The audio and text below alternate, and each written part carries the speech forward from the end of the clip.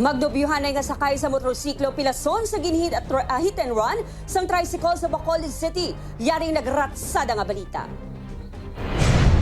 Nagapahigad sa dalan sakop sa barangay Takuling, Bacolod City ang ini nga motorsiklo.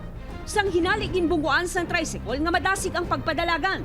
Natumba ang motorsiklo kag duha ka sakay. Nagdiretso sa pagpadalagan ng tricycle.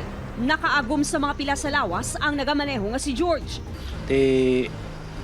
Sa tunga kami blauti sandwich kami. Medyo nabusina ko siya, kapaigad, kay paunaw na lang sa batane. Kay dugadali. Itong nag-cut dito siya ako sa lane.